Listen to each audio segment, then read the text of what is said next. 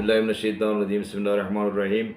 அல்லாஹும்ம ஸல்லி அலா ரசூலிக சய்யிதினா நபியினா மௌலானா முஹம்மதின் வ அலா ஆலி சய்யிதினா நபியினா மௌலானா முஹம்மதின் முபாரிக் வஸல்லிம் அலைஹி. ஹஜ்ரத் அபூ உமாமா ரலியல்லாஹு தஆலா அன்ஹு அவர்கள் அறிவிக்கின்றார்கள், அன்ன ரஜுலன் கால, ஒரு மனிதர் வந்து கேட்டார், யா ரசூலல்லாஹ், அல்லாஹ் தஆலாவுடைய தூதர் அவர்களே, மா ஹக்குல் வாலிதைனி, நான் எனது தகப்பனாருக்கு எனது தாய்க்கு செய்ய வேண்டிய கடமைகள் என்ன என்பதாக கேட்கின்றார். அப்பொழுது கால ஸல்லல்லாஹு அலைஹி வஸல்லம் சொன்னார்கள், ஹுமா ஜன்னத்துக்க வ நாருக்க, உனது தாய் தகப்பன் தான் உங்களுக்கு சொர்க்கமாகவும் நரகமாகவும் இருக்கின்றார்கள். அப்படி என்றால் உங்களுடைய சொர்க்க வாழ்க்கைக்கும் காரணம் அவர்கள்தான், நரக வாழ்க்கைக்கும் காரணம் அவர்கள்தான்.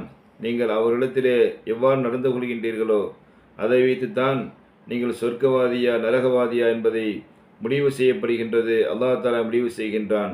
நீங்கள் எவ்வளவுதான் நன்மை செய்துபவராக இருந்தாலும், எவ்வளவுதான் இபாதத் செய்யக்கூடியவராக இருந்தாலும், பெற்றோரிடத்திலே நீங்கள் பணிவாக நடந்து கொள்ளவில்லை என்று சொன்னால், பெற்றோரிடத்திலே உபகாரியாக நடந்து கொள்ளவில்லை என்று சொன்னால், அங்கே உங்களுக்கு சொர்க்கம் நரகம் என்ற முடிவு செய்யப்படுகின்ற அந்த இலக்கு அவர்கள்தான் என்பதை நீங்கள் புரிந்து கொள்ளுங்கள் என்ற இந்த செய்தியை ஸல்லல்லாஹு அலைஹி வஸல்லம் அவர்கள் நமக்கு அழகான முறையில் அறிவிக்க இப்னு மாஜா என்ற கிதாபிலே பதிவு செய்யப்படுகின்றது.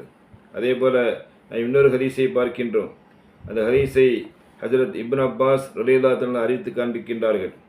அன்ன ரசூலுல்லாஹி ஸல்லல்லாஹு அலைஹி வஸல்லம் அவர்கள் சொன்னார்கள், ஒரு பிள்ளை இருக்கின்றார், அவர் பெற்றோர்களுக்கு உபகாரம் செய்யக்கூடிய பிள்ளை.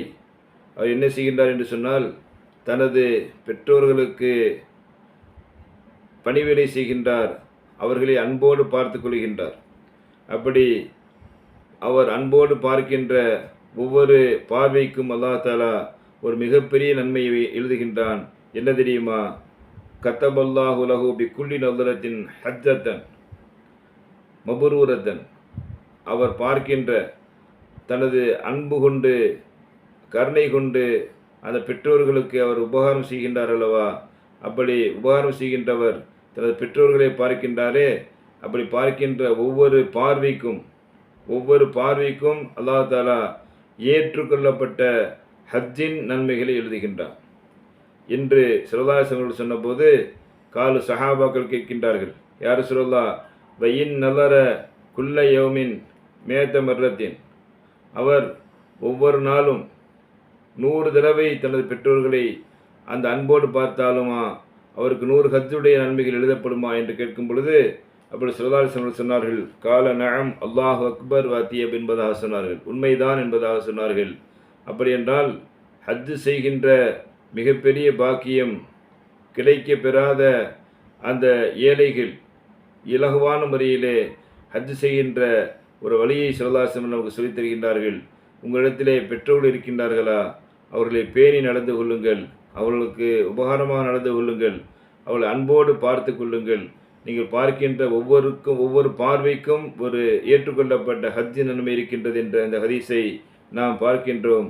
இந்த ஹதீஸ் நமக்கு ஹஜ்ரத் இப்னு அப்பாஸ் அறிவிக்க அந்த ஹதீஸை அறிவித்து காண்பிக்கின்றார்கள். அது மாத்திரமல்ல, ஹஜ்ரத் அபூ சயீத் இப்னுல் ஆஸ் ரலியல்லாஹு தஆலா ஹதீஸை அறிவிக்கின்றார்கள். கால ரசூலுல்லாஹி ஸல்லல்லாஹு அலைஹி வஸல்லம் அவர்கள் இன்னொரு செய்தியை நமக்கு சொல்லித் தருகின்றார்கள். அதாவது 2 சகோதரர்கள் இருக்கின்றார்கள். அதிலே மூத்தவர் யார் தெரியுமா? ஹக்கு கபீரில் இஹ்வத்தி அலா சகீரிஹிம், தனது தம்பிமார்களுக்கு அண்ணன் செய்யக்கூடிய கடமை என்ன தெரியுமா? ஹக்குல் வாலிதி அலா வலதிஹி, ஒரு தந்தை தனது பிள்ளைக்கு செய்ய வேண்டிய கடமைகளை ஒரு மூத்த சகோதரர் தனது இளைய சகோதரருக்கு செய்தாக வேண்டும் என்பதை ஸல்லல்லாஹு அலைஹி வஸல்லம் அறிவித்த இந்த ஹதீஸை பைஹக்கி என்ற கிதாபிலே நாம் பதிவு செய்யப்பட்டிருக்கின்றது. ஆகையினால் பெற்றோர்களுக்கு இணையாக இஸ்லாத்திலே எடுத்து வைக்கப்பட்டவர்கள் மூத்த சகோதரர்கள்.